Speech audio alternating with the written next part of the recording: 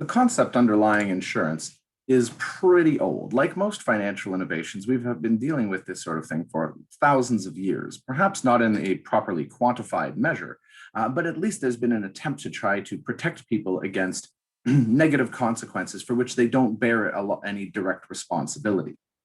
Now, the first time we see any sort of laws related to an insurance-like institution actually come from our ancient Babylonian king Hammurabi, who had provided limits on interest rates, for instance, in his famous Code of Hammurabi from 1772 BCE. Now, under Hammurabi's law, borrowers were effectively insured or protected from their creditors in the event of piracy or personal injuries that made repayment impossible. In order to adjudicate on this, of course, a court had to rule that the conditions that led to the default were actually beyond the borrower's control. So, for instance, if you had borrowed money from investors, put goods onto a ship, and that ship was attacked by pirates, you would be forgiven of the loan. Similarly, if you were a farmer who had borrowed money to plant crops and then they were destroyed in a hailstorm, for instance, you could also be relieved of your debts in this way. Now, when lenders were faced with this possibility, they tended to increase the interest rates that were charged. Remember that interest is traditionally used to offset losses that result from defaults or from unexpected losses like this. And therefore, typically what we saw was that there was an extra fee that was included on top of interest rates that was later referred to as bottomry, effectively the insurance on the boat itself, which was effectively an attempt to recognize that there was some moral hazard associated with an insurance contract. The note, of course, being that people who were insured would tend to take fewer personal precautions than if they weren't insured. And as a result, insurers, even back in the Bronze Age, were concerned about the possibility that extending coverage to people would ultimately lead people to be careless. And this, of course, could result in excess or outside losses to the insuring party. But a couple of thousand years later, we see an interesting innovation in the insurance space. Rather than simply forgiving people for negative consequences over which they had no control, in 622 in Medina, we see the emergence of a mutualized pool of insurance that was referred to as takaful. Now, when we take a look at the history of these particular insurance arrangements, it's predicated on the Islamic law that forbids people from profiting from nothing, which is seen as an exploitative practice. It's the same sort of arrangement that leads to a ban on interest under Islamic law. And of course, this means that you can't charge premiums to people for risks that don't materialize. If a risk never ends up happening, then there has been gain effectively from nothing. This is a form of riba or gambling and is seen as being haram or forbidden under Islamic law. Nonetheless, in many cases, there are opportunities for collectivizing risk, which were seen as being particularly beneficial to society. So for instance, if we take a look at the Charter of Medina from 622, there is actually an asset pool established among the 8 tribes that make up the city of Medina, who pay into this and are willing to collectively insure one another. Instead of simply looking out for members of their own tribe, there is a collective pool established by all 8 tribes to look out for the needs of anyone who happens to be covered. Now, because there are no outsiders to this who are taking any profit from without having any kind of risk, this is seen as being acceptable, and it effectively makes it a mutualized insurance pool. In other words, the people who are insured, the 8 tribes, are in fact the owners of the pool themselves. So what they're really doing is not taking a chance on whether or not there will be a payout. There's an acceptance that when there is a payout, we will be paying out to cover ourselves.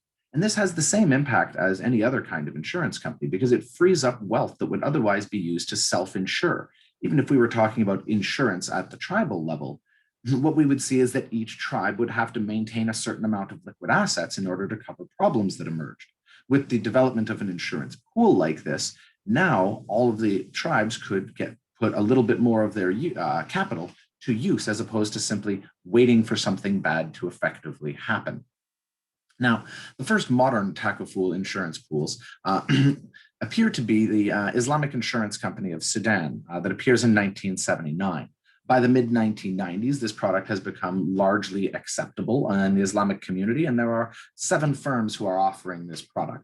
Now, the market for takaful insurance it remains relatively small worldwide. There's only about 30 billion in annual premiums that are being paid, compared to the $6 trillion insurance market in terms of annual premiums. But nonetheless, the takaful market is growing very rapidly, and people are expecting it to grow by as much as a third in the next 2 to 3 years.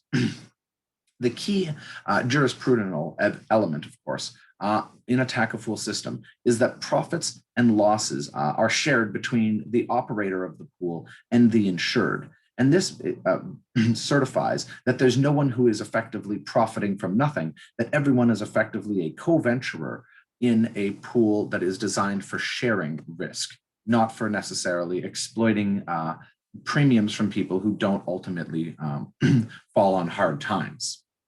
Now, another evolution in insurance takes place about 700 years later in the Italian city-state of Genoa. Genoa was an important trading power throughout the Mediterranean, so it's unsurprising that maritime insurance begins to see its real birth in a coastal city-state. Now, in Genoa, what we had that made this particular contract interesting is not a relationship between the lender and the law, or not even a relationship between a group of people that has agreed to co-venture on protecting each other. Instead, what we see is a bilateral contract where one party agrees to pay out to the other in the event that something befalls the first party. So specifically, what we see is that the insurer has agreed to double the amount of the premium that has been paid, plus any further damages, if a ship fails to return safely. Now, of course, there are conditions stipulated for this, right? The insurer wants to verify that there isn't any kind of moral hazard taking place, that we don't have people who are taking excessive risks or trying to defraud the insurer. And so what they did is they specifically lay down in this contract what dates ships are expected to arrive in particular ports, thereby assuring that they follow a particular route that is deemed to be low risk, and that they don't dawdle, exposing themselves to the possibility of large storms. Now, this is particularly important in the evolution of insurance because it marks the first time where we see people making an upfront premium payment, as opposed to necessarily paying out of the profits of a mission as we would have seen in a bottom-rate contract. And it differs from takaful on the basis that the insuring party is not actually invested in the risk themselves. They are simply providing coverage on the possibility that someone else triggers the payout. Now, unfortunately, this type of shipping insurance doesn't really work on quantification, but it does work on the basis of some historical data suggesting that certain routes may have been dangerous or certain times of year may have been dangerous to travel. But it will take a few more hundred years and the development of statistical sciences before we start seeing really accurate forecasts being made of the dangers that insurers actually face.